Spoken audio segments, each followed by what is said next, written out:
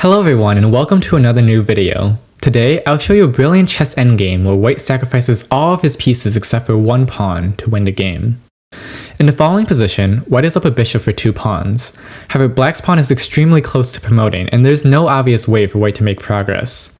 Sure, the rook can check on HA, but after king f7 and h7, black can move his king to g7 and attack the rook and the pawn at the same time.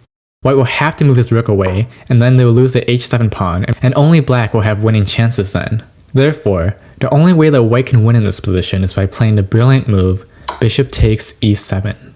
Here, black has 3 legal moves, rook takes bishop, king e8, and king g8. And we'll look at all 3. If the rook takes, then black is immediately losing after the rook captures on e7, the king captures, and now black cannot stop the h-pawn from promoting, and their h-pawn is too slow. After h8 queen, black has no chances. Let's look at the other option where the king goes to g8 now. After the king goes to g8, the rook would check on g7, and after king h8, rook f7 is the best move here. This is because it threatens bishop f3 check, which would allow for a discover attack on the black rook here. The black rook cannot get out of this attack because both d8 and d6 are being controlled by the bishop, and moving anywhere else in the 7th rank would not do anything. Therefore, king g8 is the only option, but after h7, sacrificing the rook, black king has to take the rook, or bishop f6 will be checkmate if the king goes to h8. Therefore, we need to look at the last option, king to e8. After king to e8, white can force a win by a clever idea of rook to h8 check.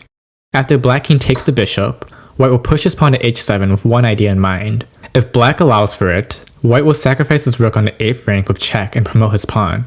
So after h2 for example, white will go rook e8 check, and after the black king takes, then white promotes his pawn with check, keeping an eye on the h2 pawn as well.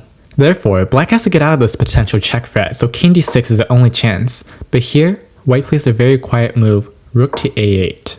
After the black rook captures on h7, as it is the only way to stop the pawn from promoting, rook a6, king c7, and rook a7 wins the game. If you want to see more brilliant chess endgames, be sure to like and subscribe, and leave in the comments what you'd like to see in future videos.